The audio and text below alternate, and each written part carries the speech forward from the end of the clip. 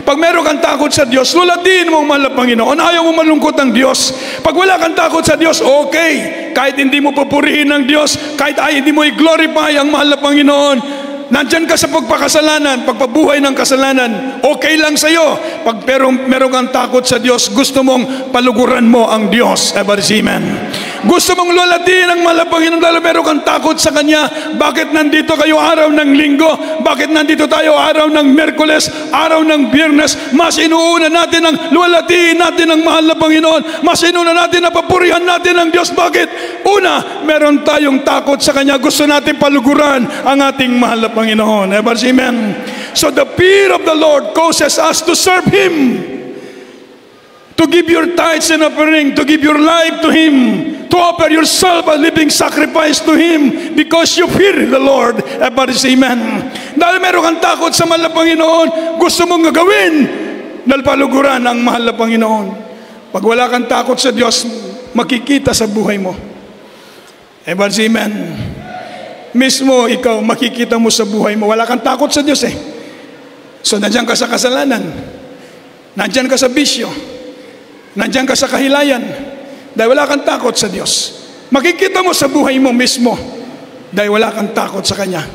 Hindi na pwedeng sino pa magsabi, ikaw mismo ang masasabi mo sa sarili mo, wala kang takot sa Diyos.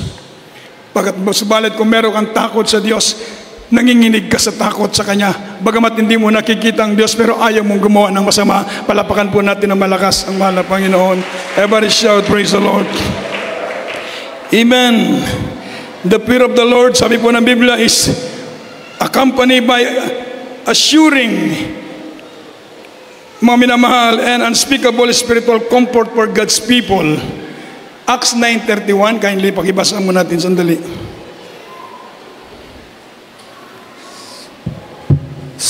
Sa mga Gawa, Kapitulo 9, talatay 31.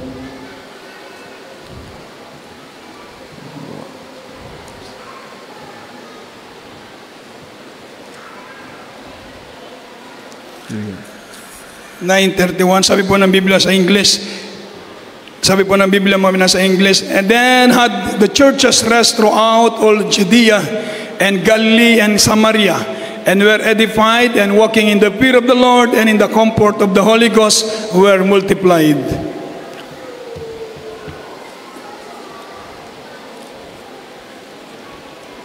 Mga Gawa, Kapitulo 9, talatay 31. Sa gayoy, nagkaroon ng kapayapaan ng iglesia sa buong Judea at Galilea at Samaria, palibasay pinagtibay at sa paglakad na may takot sa Panginoon at may kaaliwan ng Espiritu Santo ay nagsisidami. Everybody shout, praise the Lord. So ulitin ko po, the fear of the Lord is accompanied by assuring and unspeakable comfort, maminamahal, spiritual comfort for God's people. Magkakaroon ng comfort ang mga katauhan sa Diyos. Pag meron tayong takot sa Diyos, iko-comfort tayo ng mahal na Panginoon. Amen. Pag meron kang takot sa Diyos, iko-comfort ka ng Diyos sa Kanyang presensya. Pag ikaw'y nalulungkot, tumawag ka sa Kanya, iko-comfort ka ng Diyos dahil meron kang takot sa mahal na Panginoon. Amen. Ang Diyos mismo ang magko-comfort sa iyo dahil sabi ng banal na kasulatan, ang buong iglesia sa Judea, Samaria, sila'y nagsitatag at lumakot na may takot sa Diyos at sa comfort ng banal na Espiritu Santo, sila'y dumami. Amen. Sila'y nagsitatag. Ibig sabihin, tatatag ang iyong pananampalataya, iko-comfort ka ng Diyos. Bakit? Meron kang takot sa Kanya. Palapakan natin ng malakas ang mahal na Panginoon. Kahit nasa gitna ka ng pagsubok, ang Diyos mismo magko-comfort sa iyo dahil meron kang takot sa Kanya. Kaya mga minamahal kong mga kapatid, kailangan ng bawat isa sa atin magkaroon ng takot sa Diyos. Amen. Amen. Pag meron kang takot sa Diyos, ito'y puhunan mo para mapaluguran mo ang Diyos. Sabi nga ng banal na kasulatan, the eyes of the Lord are everywhere, but His eyes are rest upon them that fear Him. Amen. And to those who fear Him, there is no want. He promised to answer your prayers. He promised to solve your problems. He promised to keep you. He promised, mga minamahal, to strengthen you, to edify you. Everybody say amen. He promised, mga minamahal, to give you abundant life. He promised, mga minamahal, to sanctify you. Lahat ng bagay darating sa buhay mo kapag meron kang takot sa ating mahal na Panginoon. Everybody say amen. Kaya napaka-importante magkaroon tayo ng takot sa Diyos. Mga kabataan, pag kayo'y bumagsak, ulitin ko, without fear of the Lord, you cannot motivated to work out your salvation with fear and trembling. When you fallen into sin, you cannot motivated to repent dahil wala kang takot sa Kanya. Everybody say amen.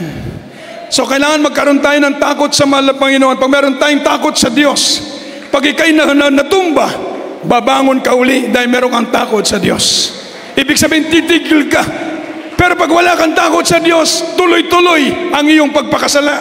Tuloy-tuloy kang mahulog sa kasalanan dahil wala kang takot sa Diyos eh. Pero pag meron kang takot sa Kanya, when you fall into sin, you motivated to repent. Ever say amen. But without fear of the Lord, when you fall into the sin, you cannot motivated to repent and to come back to the Lord. Bakit wala kang takot sa Diyos eh? Kaya po magkaroon tayo ng takot sa mahal na Panginoon. Ito po ang dapat sa atin. Dahil kung meron kang takot sa Diyos, kahit saan ka bang sulok ng daigdig, amen, mananatili ang takot mo sa mahal na Panginoon. Kahit nag-iisa ka na lang, meron kang takot sa Diyos. Ako'y na-save year 1984. 15 years old ang edad ko to 16. Walang gawain. Isa lang ang gawain ng Jesus Miracle Crusade. Wala pang outstation. Doon lang sa Manila ang gawain. Tarlac ako. 15 years old ako. Galing ako sa kasalanan. Galing ako sa bisyo. Napapalibutan ako ng mga bisyo. Pero dinagdagan ng Diyos yung takot ko sa Kanya. From that time, mga minamahal, na-save ako, hindi na ako bumalik sa kasalanan. Kahit isang beses lang ako makadalo sa Manila, isang beses lang dahil walang pera. Pero ang takot pala, napaka-importante kasi natatakot ako sa mahal na Panginoon. Kaya pag meron kang takot sa Diyos, sambahin mo ang Diyos. Purihin mo ang Panginoon. Awitan mo ang Diyos. Ever say amen. Gawin mo ang kalooban niya dahil meron kang takot sa Kanya. Kaya ngayon, mga minamahal, nasa uling araw tayo. Grabe ang gawa ng kaaway, ang impluensya karon sa teknolohiya. Ever say amen. Talagang pag hindi mag-guide, hindi kayo makapakinig ng salita ng Diyos, mawawala ang inyong takot sa mahal na Panginoon. Niyon ang napaka-importante ngayon. Kaya sa ating church, mga kapatid, pilit, ipinapaunawa ng Diyos sa bawat isa atin, lumakad tayo, meron takot sa Kanya. Bakit? Ito ang importante. Dahil kahit wala nakakita, takot ka na takot sa Diyos. Everybody say, praise the Lord. Sabi ng Biblia, with this man will I look. To this man will I look. To this man who have contrite spirit and tremble at my word. Sa taong ito, ako'y nakatingin, sabi ng Panginoon, sa taong ito na merong takot sa akin. Ibig sabihin, pag meron kang takot sa Diyos, ang mata ng Diyos ay nakatingin sa iyo. Everybody shout, praise the Lord. Palapakan natin ng malakas ang ating mahal na Panginoon. So the fear of the Lord is the beginning of wisdom. But without fear of the Lord, we will close ourselves to the God's wisdom and knowledge. Sarado ang ating isipan sa dakilang kahabagan ng Diyos. The fear of the Lord, mga minamahal, sabi po ng banal na kasulatan, will cause to hate evil. But without fear of the Lord, we will flirt with evil and to be corrupted by it.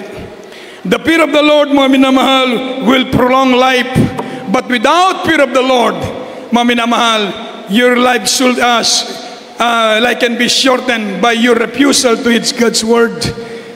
Pag matigas ang puso mo, ayaw mo makinig, ikaw mismo ang nagbabawas ng buhay mo. Amen. So the fear of the Lord, mga minamahal, tinatawag itong provide strong confidence and a fountain of life. But without fear of the Lord, mga minamahal, we will not come to know of God's that gave us assurance and confidence, mga minamahal, of our salvation. Without fear of the Lord, we cannot work out our salvation. We cannot motivated to work out your salvation with fear and trembling. Kailangan magkaroon tayo ng takot sa Diyos. Abang tayo nabubuhay, itatak mo sa puso mo, dagdagan mo, Diyos ang aking pag-ibig sa iyo, at dagdagan mo aking takot sa iyo. Ever say amen. Manalangin ka sa mahal na Panginoon. Mahal na Panginoon, dagdagan mo ang aking pag-ibig sa iyo. Dagdagan mo ang aking takot sa iyo. Dagdagan mo na manginig ako sa takot para hindi ako mahulog sa kasalanan. Everybody say, praise the Lord. Dahil kahit saan ka dalhin, hindi mo papatulan ang kasalanan. Dahil meron kang takot sa Kanya. So kailangan ng bawat isa atin magkaroon ng takot sa mahal na Panginoon. Pag meron kang takot sa Diyos, to them that fear Him, there is no want. Ang favor ng Diyos ay nasa atin. Palapakan mo natin ng malakas ang ating mahal na Panginoon. Everybody shout, praise the Lord. So ito nga ipag-pray natin. Ito ang idalangin natin sa Diyos, na dagdagan ng Diyos ang ating takot sa Kanya. Everybody, amen. Lahat ng kabataan magsabi ng praise the Lord. Lahat ng mga anak ng Diyos magsabi ng praise the Lord. Manalangin ang bawat isa, dagdagan niyo po ang aking takot sa iyo. Yung manginig ako sa takot sa Diyos. Ako everyday, nadalangin ko, malapay na patawarin mo ko sa aking kawalan ng takot sa iyo minsan. Malapay na dagdagan mo aking takot sa iyo, na manginig ako sa takot para mailayo ako sa kasalanan. Never shout, praise the Lord. Pag meron kang takot sa Diyos, ayaw mo ng chismis. Amen. Ayaw mo manira ng kapwa dahil alam mo ayaw ng Diyos. Pero wala kang takot sa Diyos, gustong-gusto mong magchismisan yung mga kapatiran. Amen. Gustong-gusto mong sirain yung kapwa dahil wala kang takot sa Diyos. Walang preno ang iyong bibig dahil wala kang takot sa Diyos. Pag meron kang takot sa Diyos, ayaw mo ng chismis, ayaw mo manira ng kapwa dahil meron kang takot sa mahal na Panginoon. Everybody shout, praise the Lord. Amen. So importante ang pagkatakot natin sa Diyos. Sabi mo ng banal na kasulatan, ito po this is the tinatawag na beginning of wisdom. Magkaroon ka ng wisdom galing sa Diyos. Magkaroon ka ng takot sa Kanya. Napakaswerte mo, meron kang takot sa mahal na Panginoon. Kahit saan ka dalhin. Nung ako'y nagdadrive ng bus doon sa amin, siyempre nagdadrive ka ng bus, ang buhay mo terminal, doon ka matulog sa terminal. Yung terminal na palibutan ng mga bar, yung mga bar ba, yung mga mas mapupulang ilaw. Yung mapupulang ilaw, paggabi na manuktok sa mga bus, magingon sila, barato be, magbaligya sila.